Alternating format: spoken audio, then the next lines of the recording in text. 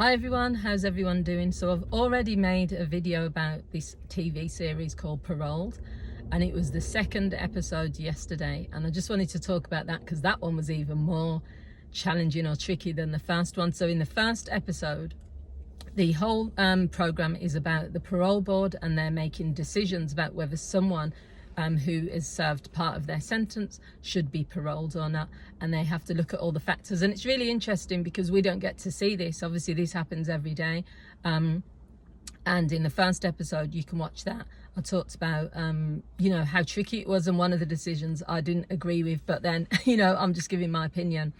In yesterday's episode it was challenging because again it was two very different cases. So the first case was a woman who was, when she was 16, she murdered someone, and it was an innocent person. She had anger issues, she had lots of things going at home, chaotic background, and she was just angry, and she went down to someone's house, she got drunk, went to the person who she was angry with, they were fighting, and then someone came out of their house, an innocent person, to say, what you're making lots of noise for, to intervene, and she turned around, stabbed him, and he died. So she got a sentence of a minimum of 13 years to serve.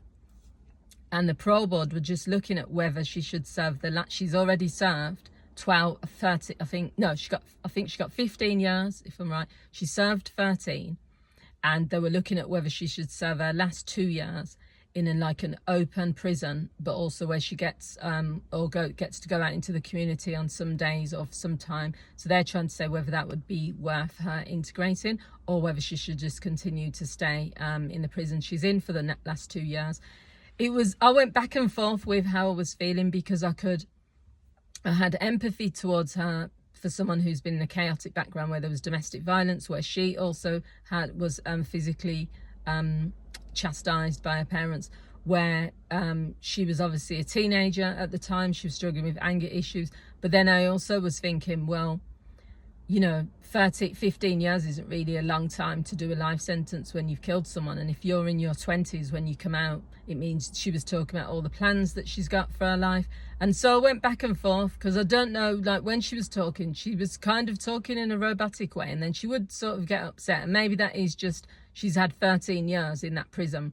You are trying to convince two people who don't know you, that's the parole board, that you've changed and that you have taken responsibility for your actions and stuff. And I think that's the part which is really tricky, because anyone can be convincing when they need to be, and it's whether the parole board actually believe what they're saying. They have to go with evidence as well. So the evidence for this young woman was that she's not been in trouble. She was in a fight, they said, but it was a while ago. She's not been in any trouble since. She had good feedback from people at the prison saying that she's genuinely behaving and stuff. Some of the doubts they were having is that, well, if you could stab someone and kill them just because you're angry, have you worked on your anger issues? And she was giving evidence to say that she has a little bit. So yeah, the decision there was that she would be allowed to go to an open prison, or to be on license outside. I can't remember which one it was. She would graduate from an open prison, and then it would eventually lead to her being released, day release, and then maybe a week release into the community before her eventual release. So it won't be that she's locked up all the time. So I can see where they were coming from. It could have gone either way.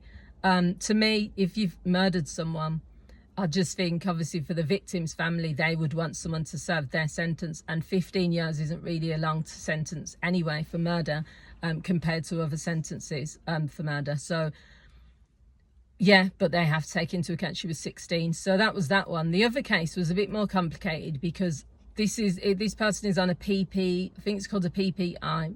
It might be completely wrong. So this is where the offence that someone's committed was deemed at the time so violent and so terrible that they don't give a release date for the person. They just continuously have to keep having parole. I don't agree with this. I don't agree with this at all. And I know a few people actually who are on this, because the crime that he committed, fair enough, was a violent crime. He kidnapped someone and kept a vulnerable person, tortured them, and then eventually obviously that person escaped through a window. So it didn't lead to death, but it was still quite violent. And he also then stabbed someone and these were both when he was drunk or on drugs, stabbed someone, and that also was quite violent. So you've got someone who is a very violent person, but he didn't commit murder, and how can the person who's commit murder be released? Whereas he was meant to serve 2.5 years, and then they were gonna he could go for parole. He's been for parole 10 times and it's always been refused, and he's now served 14 years for 2 cases of violent conduct, and even as horrible as they were, none of those led to death. But the person who's committed murder has done less years in prison than him. That doesn't even make sense. But what they're trying to say is that he's been out. They've given him going to a halfway house a few times, and each time he's got into drugs and he's been recalled back to prison. So that was one of the things against him. The other thing against him was, I think they were a little bit biased. That's what I felt. They couldn't, because what he's trying to say is that if he's got a probation officer that is monitoring what he's doing, and if he wants to really make an effort to deal with his drug use, then, and also what the other thing he was saying is his drug use doesn't mean he's going to commit a violent offence. What they were trying to say basically is that because he's still using drugs, he said he's not, but he was caught with drugs in his cell. That means that if he uses drugs, he's going to be violent, and then that makes him a danger to the community, and they don't trust that he won't commit a violent act. Now, if you can go for parole 10 times, and be refused each time, what is he supposed to do to prove himself? Because the only thing he said at the end is that he's actually enrolled into a drug and rehabilitation program. So that's one thing which will show it.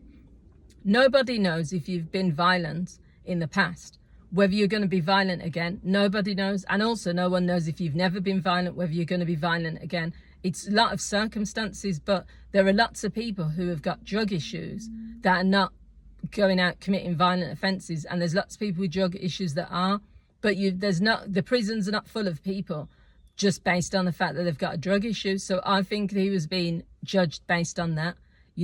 Maybe he does need to work on his drug habit, but what he was trying to say is the link between him taking drugs and committing a crime hasn't been proven, because it was 14 years ago when that happened. He hasn't committed a crime linked with drugs since 14 years ago. So there's no proof. So I think that one was a tricky one. I could see both ways, because they want him to be clean. But the point is, he could relapse, and it shouldn't really be about the drug use, because they said if he goes shoplifting using drugs, then that's not an issue. They're not as concerned. It's whether he's going to commit a violent offence. But how can he prove that he won't commit a violent offence? And even one of the guys on the parole board was saying, should we just give him a chance to see, and we can always recall him? But in the end, they said no. So he was refused. His mum was distressed.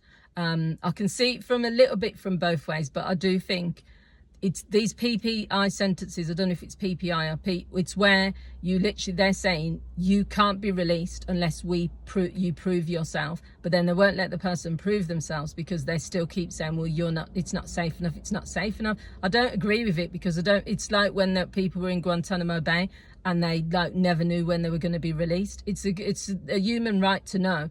It's same as with death row as well. If you know that, well, actually people on death row, they know an idea of when they're going to be taken. But back to this, he's been in prison for 14 years.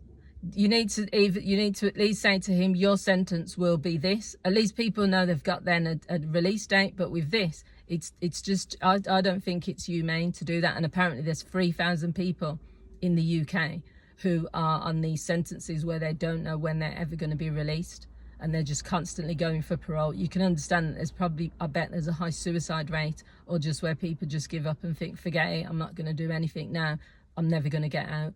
So let me know what you guys think. These programs really interesting. I've been watching it, and I will watch the next episode. Let me know what you think, and that's all for now.